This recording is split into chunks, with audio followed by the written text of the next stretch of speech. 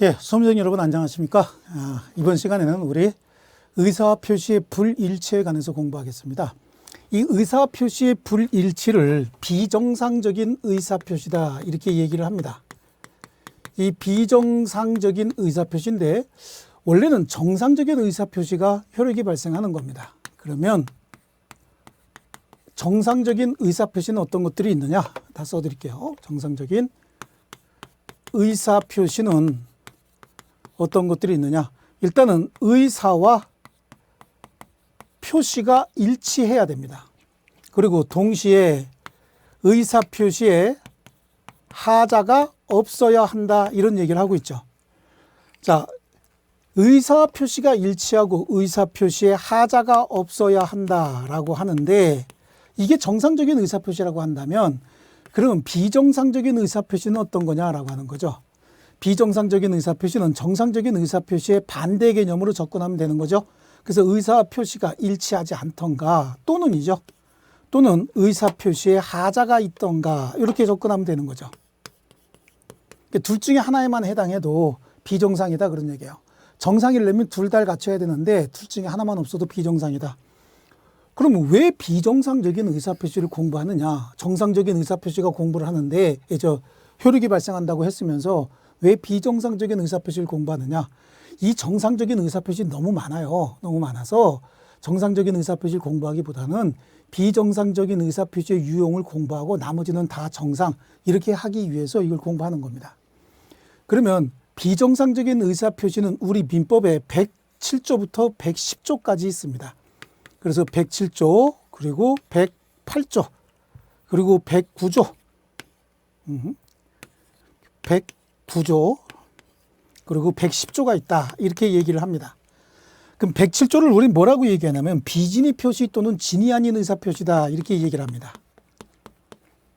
비진의 표시 또는 진이 아닌 의사표시다 이렇게 얘기하고 108조를 둘이 짜고 한 허위의 의사표시다라고 해서 통정 허위 표시라고도 이야기하고요. 109조는 착오에 의한 의사표시인데 그냥 줄여서 착오 이렇게 얘기를 하죠. 그 다음에 110조는 사기나 또는 강박에 의한 의사표시다 이렇게 구분을 하죠.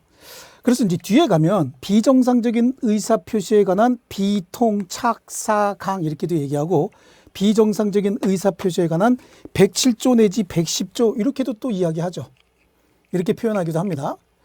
자, 그럼 먼저 비진의 표시, 통정호의 표시, 착오에 의한 의사표시는 의사와 표시의 불일치인데 이 성립 요건을 보시면요. 일단은 잘못 넘어갔습니다. 잘못 눌렀죠. 자, 이쪽으로 보겠습니다. 일단은 비정상적인 의사표시라도 의사표시가 있었어야 되는 겁니다. 의사표시가 있었는데 그 의사와 표시가 일치하지 않았다라고 하는 거고요. 자, 분필 좀 잠깐 정비 좀 하겠습니다. 자, 성립 요건을 한번 다시 말씀을 드리겠습니다. 의사 표시가 있었는데 의사와 표시가 일치하지 않았고 비진의 표시는 의사와 표시의 불일치를 표의자가 알고 했다 이렇게 접근해야 돼요. 의사 표시했는데 의사와 표시가 일치하지 않았고 의사와 표시의 불일치를 표의자가 알고 있었는데 왜 이런 행위를 했는지 이유나 동기는 묻지도 말고 따지지도 마라. 이유나 동기는 따지지 않고 요 세 가지만 있으면 비진의 표시로 하겠다. 그러면 통정허위 표시는요. 의사 표시했고 의사와 표시가 일치하지 않았는데 의사와 표시의 불일치를 표의자도 알았을 뿐만 아니라 상대방도 알았다. 그걸 통정이라고 하거든요. 그래서 이거는 둘이 그냥 짜고 했다. 표의자도 알고 상대방도 알았다. 여기에 더 나가서 그렇게 하기로 합의까지 했다. 이래야 되거든요. 그래서 짜고 했다. 이 짜고 했다의 의미는 그냥 제가 통정을 짜고 했다라고 표시를 한 것이고 시험엔 통정이라고 나오는데 통정의 의미는 표의자도 알고 상대방도 알고 그렇게 하기로 합의까지 했다. 이걸 가끔 물어보는 경우도 있습니다.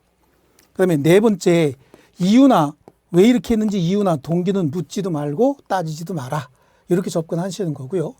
그 다음에 착오에 의한 의사표시는 의사표시를 하기는 했는데 의사와 표시가 일치하지 않았고 의사와 표시의 불일치 사실을 표의자가 모르고 한 겁니다. 왜 그렇게 했는지 이유나 동기는 그냥 모르고 했다에 다 포함이 되는 거겠죠. 모르고 했다. 자, 그러면 하자 있는 의사표시다라고 하는 거죠. 이 하자 있는 의사표시는 기본적인 접근이 의사와 표시는 일치했다요. 의사와 표시는 일치했는데 왜 하자 있다고 얘기를 하느냐. 의사와 표시는 일치했는데 사기를 당했다. 강박을 당했다. 즉 의사결정을 잘못했다. 그리고 잘못된 의사결정대로 표시가 됐다. 그럼 여기 들여다보기 전에 궁금증이 생기잖아요. 지가 의사결정 잘못했고 지가 표시 잘못했는데 왜 하자 있다고 얘기를 하느냐. 그래서 왜 취소하려고 드느냐라고 하는데 이 의사결정 과정에 외부의 부당한 간섭이 있었다. 그래서 잘못된 의사결정을 했다. 그럼 사기에 의한 의사표시는 상대방이 속임수 쓰니까 속아서, 강박에 의한 의사표시는 상대방이 겁을 주니까 어떻게 되세요? 겁먹어서, 그러니까 조금 더 임팩트 있게, 수준은 좀 떨어지지만 쫄아서 이렇게 하는 거죠. 그럼 도대체 어떻게 하는 게 사기고 어떻게 하는 게 강박이냐라고 하는 거죠. 사기라고 주장을 하려면 일단은 기망행위가 있어야 된다라고 하는 거죠. 이 기망행위라고 하는 거 한자어인데 좀 어렵긴 합니다. 기망이라고 하는 건 상대방으로 하여금 잘못된 의사결정을 유도하기 위한 모든 과정을 합쳐서 그냥 기망행위, 속임수를 썼다라고 바꿨으면 참 좋겠어요. 그런데 시험에 이제 속임수를 썼다라고 나오는 경우도 가끔 있는데 한 10% 정도밖에 안 됩니다. 아직도 우리 출제 교수들이 기망이라고 많이 쓰죠. 속임수를 쓰는 행위예요. 상대방 착각을 일으키기 위해서요. 그러면 기망을 왜 했느냐? 상대방으로 하여금 착오를 유발하기 위해서 기망행위를 했고 이 착오에 의해서 의사표시까지 하게 됐더라라고 하는 과정이 필요한 겁니다. 여기 가만히 보니까 기망행위했다? 상대방을 착각을 유도하기 위한 기망행위했다. 자, 이게 잘 보이시나요? 기망행위했고 기망행위를 왜 했냐? 착오, 그래서 의사표시까지 유도하려는 1단계, 2단계, 2단의 고의를 가지고 기망행위를 했다. 이게 필요하죠. 그리고 이 기망행위는 결국은 상대방의 의사결정에 부당한 간섭이기 때문에 위법성을 갖춘 기망행위가 돼야 된다. 모든 기망행위가 다 위법한 건 아니거든요. 나중에 위법한 행위로서 불법행위를 구성할 수 있어야 되고요. 기망과 착오, 착오와 의사표시 사이에는 인과관계가 존재해야 된다라고 하는 겁니다. 이 인과관계는 기망에 의해서 결론적으로 의사표시까지, 자기가 의도했던 의사표시까지, 사기친 자가 의도했던 의사표시까지 유도가 됐어야 되는 거예요. 그런데 사람에 따라서 잘 속는 사람도 있고 잘 안 속는 사람도 있어요. 똑같은 사기를 쳐도 어떤 사람은 좀 잘 속죠. 순진한 사람들이다 이런 얘기를 하는데 이런 사람들은 잘 속기도 하지 않습니까? 자, 그러다 보니까 이 인과관계는 일반인을 기준으로 객관적으로 판단해서는 안 되고 표의자의 개인적이고 주관적인 부분으로 판단해야 된다라고 얘기를 해요. 그러면 강박에 의한 의사표시는 어떻게 하는 게 강박이냐라고 하는 거죠. 강박이라고 하는 건 강압적이고 폭압적인 행위라고 하는 거, 강폭이라고도 하고 강포라고도 합니다. 그 다음에 해악을 고지한다 이렇게도 얘기하죠. 해악을 고지하는데 이 강압적이고 폭압적인 행위는 왜 했을까라고 하는 거죠. 강압적이고 폭압적인 행위를 하게 되면은, 폭력적인 행위를 하게 되면 상대방이 공포심에 빠지게 됩니다. 이 공포심을 유발해서 의사표시까지 유도하려는 고의가 있어야 된다라고 해서 강폭행위를 했는데, 강폭행위 하는 자는 강폭에 의해서 1단계, 2단계 의사표시까지 유도하려는 2단의 고의가 있어야 되고요. 또 강폭행위는 위법성을 갖춘 해악의 고지거든요. 위법성을 갖춘 불법행위가 구성될 수 있어야 되고, 강폭과 공포심, 공포심과 의사표시 사이에는 인과관계가 있어야 된다라고 해요. 이 사기 강박에 의한 의사표시가 사기에 의한 것과 강박에 의한 게 개념 접근이 완전히 다른데 원인이 사기냐 원인이 강박이냐라고 하는 차이만 있지 나머지 2단의 고의라든지 위법성, 인과관계 이런 부분이 서로 동일합니다. 그래서 성립 요건이 동일하다라고 해서 그래서 이게 110조에 같이 들어간 거예요. 그럼 다시 한번 보면요. 하자 있는 의사표시라고 얘기하려면 이것도 의사표시가 있어야 되고 의사와 표시는 일치했는데 두 번째죠. 여기는 일치하지 않았다요. 자, 사기에 의한 의사표시는 어떻게 했다? 상대방이 겁주니까 속아서 어떻게 하는 게 속는 거냐 설명을 드렸고, 강박에 의한 의사표시는 상대방이 겁을 주니까 어떻게 했다? 쫄았다. 강폭행위, 해악을 고지했다라고 하는 겁니다. 자, 여기서 바로 그냥 책으로 들어가면 좋겠는데 굉장히 중요한 부분이 이제 나옵니다. 여기 107조 내지 110조 사이에 공통점이 있어요. 공통적으로 적용되는 내용이 있습니다. 그 내용이 뭐냐면 일단은 신분행위, 가족법상 법률행위에는 적용하지 않는답니다. 가족법상 행위에 적용하지 않겠다라고 얘기를 합니다. 그리고 이 가족법상 법률행위는 언제나 무효로 확정이 됩니다. 비진의 표시는 원래 유효인데 나중에 무효가 될 수 있고요. 통정허위 표시는 당사자 간에는 언제나 무효고요. 착오에 의한 의사표시는 유효인데 취소할 수 있다. 이렇게 접근을 하거든요. 사기 강박에 의한 의사표시는 유효지만 취소할 수 있다. 이렇게 접근을 하는 거예요. 그런데 이런 행위가 가족법상 법률행위였다. 그러면 무조건 이런 거 적용되지 않습니다. 무조건 무효로 확정해버리겠다는 얘기고요. 똑같이 이 행위가 혹시 공법상 행위였다라고 할 때도 이 공법상 행위에도 적용하지 않는답니다. 그럼 적용하지 않는다를 여기다가 써드릴게요. 그래서 이 부분이 적용되지 않는 행위들 이렇게 얘기를 하면 적용되지 않는 행위는 신분행위에 적용하지 않는다. 그럼 신분행위는 무효로 확정하겠다. 자, 이것도 뭐 옆으로 이렇게 돌려서 써드리겠습니다. 그냥 무효로 확정해 버릴 것이다 라고 하는 거고, 근데 공법상 행위는요 유효로 확정해 버립니다. 여기서 공법상 행위다라고 하는 건 소송행위나 아니면 행정행위 뭐 이런 게 들어갈 수 있죠. 근데 소송행위는 착오로 소송을 제기했다. 그래도 무조건 유효인 거예요. 유효가 되는 것이고요. 그 다음에 행정행위다라고 하는 거, 이거 행위가 아니고 행정이라고 해야 되겠죠. 행정행위 이것도 유효로 확정해 버립니다. 여기서 행정행위로 주로 많이 나오는 건 공무원이 사직서를 쓰는 행위. 그래서 공무원의 사직서 이거 가지고 거의 나오죠. 행정행위 같은 거 건축허가 내는 거 이런 것들이거든요. 자, 그 다음에 단체적 거래 행위나 정형적 거래 행위가 있어요. 단체적, 정형적 거래 행위 이것도 적용하지 않습니다. 그냥 유효로 확정해버리고 마는 겁니다. 자, 그리고요 107조 내지 110조의 공통점은 선의의 제3자 보호 규정이 있습니다. 제3자를 보호하겠다. 그래서 선의의 제3자에게 대항하지 못한다. 선의의 제3자에 대항하지 못한다라고 하는 규정이 있어요. 이때 이 제3자 선의면 충분합니다. 그리고 제3자의 선의는 추정이 된다. 제3자 선의가 추정이 된다는 얘기는 제3자가 선의냐 악이냐 이런 분쟁이 생겼을 때 그냥 제3자는 가만히 있어도 선의로 추정이 된다는 얘기고요. 자, 거기다가 제3자 선의면 충분하고 무과실까지 필요로 하지는 않는다. 그래서 무과실을 요구하지는 않는다라고 하는 거죠. 자, 요 부분은 107조 내지 110조의 공통점이기 때문에 굉장히 중요한 부분입니다. 전체적으로 풀샷으로 이렇게 잡아가지고요. 여러분 잠깐 화면을 스톱을 시켜놓고 순차적으로 이 부분을 그대로 필기해 놓으시고 우리 107조에서 110조까지 공부하는 과정에서 계속해서 저는 이제 머릿속에 있으니까 계속해서 이제 뭐 특별히 언급은 안 하겠지, 필기는 안 하겠지만 요 내용을 이렇게 써드리는 이유는 우리 이제 책에 있는 내용도 중요하지만 전체적으로 설명을 할 때 이제 제가 강의 스타일의 전체적인 내용을 설명을 하고 수업에 들어가야 되는데 지금까지는 그렇게 못했고 앞으로는 이제 이런 식으로 해서 계속해서 전체적인 내용을 한번 요약을 하고 필수적인 내용을 요약을 하고 이제 수업에 진행해 나가겠습니다.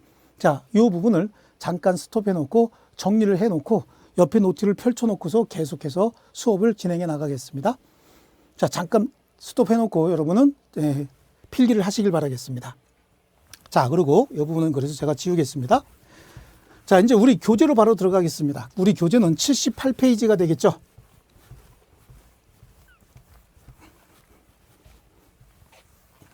자, 의사와 표시의 불일치. 그래서 비정상적인 의사 표시를 하겠습니다. 자, 107조에 진위 아닌 의사 표시 그 위에 있는 핵심 강의 노트는 그쪽 여기 책을 쓰신 교수님이 정리해 놓으신 거니까 참고적으로 한번 보시기로 하고요. 자, 의사 표시는 표의자가 진위 아님을 알고 한 것이라도 효력이 있다 그런 얘기죠. 그래서 의사 표시는 표의자가 진위 아님을 알고 한 것이라도, 그래서 여기서 진위 아님을 알고 했다라고 하는 게 뭐예요? 이게 비진위 표시가 있었다라고 하는 겁니다. 알고 한 것이라도 그 효력이 있다. 그러나 상대방이 표의자의 진이 아님을 알았거나 이를 알 수 있었을 경우에는 무효로 한다. 이 말의 의미는 비진의 표시는 원칙적으로 유효로 하되 상대방이 알았거나 알 수 있었을 때 예외적으로 무효로 하겠다라고 하는 의미를 선언하고 있죠. 그러면 언제 무효로 할 것이냐? 상대방이 알았거나 알 수만 있었어도, 이걸 악의 또는 과실이 있어도 이렇게 얘기하지 않습니까? 그럼 유효와 무효는 완전히 반대의 개념인데, 그럼 유효는 뭐냐? 상대방이 선이 무과실일 때, 상대방이 무과실일 때 유효로 하겠다, 이렇게 해석이 가능한 거잖아요. 그리고 전항의 의사표시 무효는 선의의 제3자에게 대항하지 못한다, 이런 얘기를 하고 있어요. 선의의 제3자에게 대항하지 못한다, 이 말의 의미는 혹시라도 갑과 을 사이에서 을이 비진이로 얘한테 증여하기로 했다, 비진이었다는 얘기죠.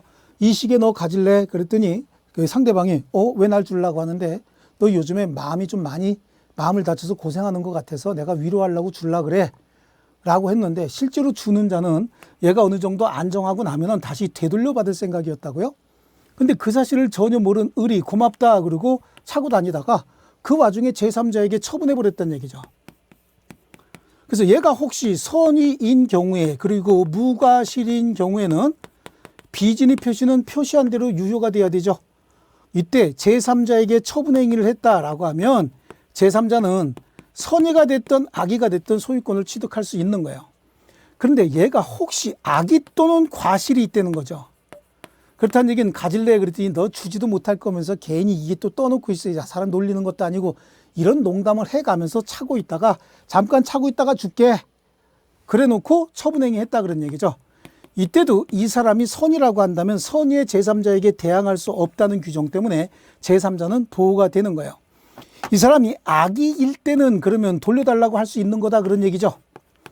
근데 선의의 제3자에게 대항하지 못한다의 의미는 혹시 제3자가 이거 이런 상황이었었어, 난 이런 건 기분 나빠서 싫어라고 해서 가져가라 라고 해서 제3자가 무효를 주장하면 무효가 되는 거고, 혹시 제3자가 몰라 나는 그냥 가져갈래 라고 주장하게 되면 유효가 된다, 그런 의미가 들어가 있는 겁니다. 그래서 선의의 제3자에게 대항하지 못한다, 이 내용은 우리 앞에서 봤던 것처럼, 제가 금방 필기해 드린 것처럼 107조 내지 110조는 공통적으로 선의의 제3자 보호 규정이 다 들어가 있습니다. 그래서 그 부분을 좀 감안하셔야 되고, 계속해서 나올 겁니다. 자, 비진의 표시가 뭐냐라고 하는 건 뭐 다시 설명을 하지 않겠습니다. 자, 일단 성립 요건입니다. 성립 요건에 조금 아까 전 페이지에서 제가 필기해 놓으라고 말씀드린 거 그대로 나오고 있지요.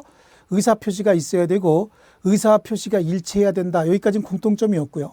의사표시의 불일치를 표의자가 알고 있을 것이라고 하죠. 표의자가 알고 있어야 된다라고 하는 거 하고요. 그리고 그런 행위를 왜 했는지 이유나 동기는 묻지도 않고 따지지도 마라라고 하는 거죠. 이게 성립 요건입니다. 자, 성립 요건 우리 책에 어디 있는 거죠? 네, 거기 79페이지에 있는 거죠. 자, 그 다음에요. 효과를 한번 보시죠. 그 효과는 왜 그렇게 했는지 이유나 동기는 묻지도 말고 따지지도 마라 라고 하고 있고요. 그 다음에 판례가 비진의 표시에서 얘기하는 진이란, 그래요. 여기서 얘기하는 진이란 특정한 내용의 의사표시를 하고자 하는 표의자의 생각을 말하는 것이지, 표의자가 진정 마음속으로 바랬던 사항을 뜻하는 것은 아니다. 그래요. 그래서 비진의 표시에서 진이란, 내가 진정 마음속으로 어떤 행위를 해야 되겠다. 그런데 이렇게 하게 되면 저 사람이 상처를 받게 되고 내가 불이익을 받게 되겠다. 그러니까 속마음은 내가 A를 하고 싶지만 상황을 정리하기 위해서 B로 해야 되겠다라고 해서 B로 했다면 이건 비진의 표시가 아니란 얘기예요. 그러니까 진정 마음속으로 바라는 사항을 뜻하는 것은 아닙니다. 그래서 특정한 내용의 의사표시를 하고자 하는 표의자의 생각을 말하는 것이지, 표의자가 진정 마음속으로 바랬던 사항을 뜻하는 것은 아니다라고 하는 거죠. 그래서 비록 재산을 강제로 뺏긴다는 것이 원고 본심에 잠재되어 있어 하더라도 원고가 강박에 의해서나마 증여를 하기로 했고 그에 따른 증여를 했다면 내심의 효과 의사가 결여된 것이라고 할 수 없다. 그렇죠? 내심의 효과 의사가 결여된 것이라고 할 수 없다는 얘기는 의사와 표시가 불일치가 아니라 의사와 표시가 일치한 것이다. 그러니까 이건 정상적인 의사표시이기 때문에 무효 주장할 수 없다라고 하는 거고요. 요 하얀 글씨로 이렇게 바꿔놓은 것들, 여기 빨간 줄까지 쳐진 건데 잘 보이진 않네요. 그래서 요 부분도 뭐 저 중요한 부분이니까 같이 좀 이렇게 보셨으면 좋겠습니다. 자, 그다음에 효과까지 한번 보시죠. 효과는 자, 말씀드린 그대로 비진위 표시는 원칙적으로 유효인데 예외적으로 무효가 될 수 있다라고 말씀을 드렸죠. 그래서 진위 아닌 의사표시는 표시한 대로 효과가 발생을 한다. 예외적으로 상대방이 알았거나 알 수 있었을 때는 무효가 되는데 누가 입증해야 되느냐라고 하는 거예요. 상대방의 악의 또는 과실의 유무는, 여기서 상대방은 누굽니까? 을 얘기하는 거 아니겠습니까? 을의 악의 또는 과실이 있다라고 하는 건 무효를 주장하는 자. 그러니까 갑과 을 사이의 법률 행위는 원칙이 유효였잖아요. 그러니까 아무런 조치를 취하지 않고 놔두면 유효이기 때문에 이 조치를, 이 효과를 뒤집고자 하는 자가, 즉 무효를 주장하는 자가 항상 입증 책임이 있어요. 우리 민법 전반에 있어서 입증 책임의 문제가 나오면 현재 아무런 조치를 취하지 않고 놔두면 뭐냐? 그 효과를 뒤집고 싶은 사람이 항상 현재 상황을 뒤집는 근거를 제시해야 됩니다. 그래서 무효를 주장하는 자가 입증해야 된다라고 하는 거죠. 자, 그다음에 뭐 뒤에 가시면 이제 설명을 하겠지만 뭐 대리 행위는 본인의 행위로 성립할 수 없다, 뭐 이런 얘기를 하는데요. 자, 이거는 크게 중요치 않습니다. 그래, 다음 페이지를 한번 넘겨보시겠습니다. 다음 페이지에. 자, 제3자와의 관계라고 하는 게 나올 텐데요. 제3자. 여기 판례도, 이 판례 하나 같이 보겠습니다. 근로자가 회사의 경영 방침에 따라서 사직원을 제출했고 회사가 이를 받아들여 퇴직 처리했다가 즉시 재입사하는 형식을 취함으로써 근로자가 퇴직 전후에 걸쳐서 실질적인 근로관계 단절 없이 계속 근무했다라고 하는 거죠. 자, 회사의 경영 방침에 따라서 이제 법인 회사예요. 근로자입니다. 자, 회사가 퇴직금 중간정산 제도를 실행할 테니 사직서를 써내라 라고 요구를 하죠. 그래서 사직서를 써냈다라고 하는 거죠. 그래서 사직 처리했다가 재입사, 사직 처리했다가 재입사하는 형식으로 26년간 근로했던 자입니다. 이 자가 회사의 경영 방침에 따라서 사직서를 냈다. 그래서 재입사했다, 그런 얘기죠. 이 사직원의 제출은 근로자가 퇴직할 의사 없이 비진위 표시로 한 것이고 또 재입사를 전제로 사직서를 제출하게 한 회사 또한 그런 비진위를 알고 있었다고 봄이 상당하다. 그래서 사직원 제출과 퇴직 처리에 따른 퇴직의 효과는 생기지 않는다. 그러니까 이 사람은 한 번도 퇴직한 적이 없다. 자, 그 다음에 제3자와 관계, 선의의 제3자에게 대항하지 못한다라고 되어 있죠. 예, 제3자, 선이란 의사표시가 무효라는 것을 모르는 것을 말한다라고 얘기하고 있고요. 그리고 선의이기만 하면 충분하다. 그래서 선의이기만 하면 과실이 있어도 무방하다는 얘기는 무과실을 요구하지는 않는다라고 얘기를 합니다. 자, 그리고 대항하지 못한다의 의미도 다시 설명하고 있어요. 상대방 사이에 무효를 주장할 수는 있지만 제3자에 대해서는 무효를 주장하지 못한다. 하지만 제3자가 스스로 무효를 주장하는 것은 무방하다라고 하는 거고요. 제3자 악의의 입증은 표의자가 진다. 즉 무효를 주장하는 자가, 제3자의 선의는 추정이 된다 그랬잖아요. 그러니까 무효를 주장하는 자가 입증해야 된다. 그런 얘기가 되는 거죠. 그럼 어디에 적용할 것이냐라고 하는 거예요. 자, 일단은 상대방 없는 의사표시, 그리고 상대방 없는 의사표시도 혼자서 비진위를 할 수는 있어요. 하지만 상대방 없는 의사표시는 상대방이 없기 때문에 상대방이 알았거나 알 수 있었다라고 하는 조항을 적용할 수는 없죠. 그래서 상대방 없는 단독행위는 언제나 유효가 된다. 왜냐하면 원칙만 적용이 되잖아요. 상대방이 존재하지 않기 때문에 상대방이 알았거나 알 수 있었다를 적용할 수 없어요. 그러니까 비진위 표시는 표시한 대로 효력이 발생한다라고 하는 거고요. 그다음에 적용이 배제되는 경우는 아까 공통점이라고 설명을 드렸죠. 그래서 뭐 단체적 정형적 거래 행위, 이걸 아까 우리 앞에서 봤던 단체적 정형적 거래 행위, 어음이나 주식인수 청약이 이런 거 있죠. 여기 이게 이제 단체적 거래 행위이고 주식인수 청약이, 그다음에 어음이나 수표 행위가 뭡니까? 정형적 거래 행위입니다. 그래서 단체적 정형적 거래 행위에도 적용하지 않는다. 공법상 행위 나오면은 공무원의 사직서 제출이죠. 이건 이제 행정행위예요. 그래서 공법상 행위하고 소송행위, 이거 그냥 행정행위와 소송행위 이렇게 같이 묶어야 됩니다. 그래서 합쳐서 공법상 행위다 이렇게 불러줘야 됩니다. 그래서 적용하지 않는다라고 하는 거고요. 언제든지 무조건 유효다. 이건 유효로 확정이 된다. 우리 필기했던 내용으로 공부하시면 되겠습니다. 자, 그다음에요. 적용이 배제되는 경우까지 했고요. 뭐 뒤에 대법원의 판례. 그래서 우리 공법상 행위, 공무원이 임명권자 앞으로 일괄 사표를 제출하는 경우, 이건 공무원 개인의 공법상 행위를 보는 겁니다. 그래서 이런 제출한 경우, 이제 여기 하얀 글씨로만 연결해서 볼게요. 그 의사는 표시된 대로 효력이 발생하는 것이며 민법 제107조는 성질상 사인의 공법 행위에는 적용되지 않는다. 그래서 사직원을 제출해서 의원 면직한 것이 무효라 볼 수 없다. 그러니까 공무원 복직 못한다. 그런 뜻이 되겠죠. 네, 그래서 여기 판례까지. 그래서 81번에 있는 내용이겠죠. 그다음에 이제 다음에 통정호의 표시를 보겠습니다. 이 대표 예제는 이제 여러분이 한번 풀어보시고요. 자, 그다음에 설명까지 나왔네요. 자, 우리 82페이지 통정호의 표시입니다. 통정호의 표시도 의사 표시의 불일치 중에 하나죠. 자, 이 부분은 우리 쉬었다가 다음 시간에 계속하도록 하겠습니다. 자, 여러분 수고하셨습니다.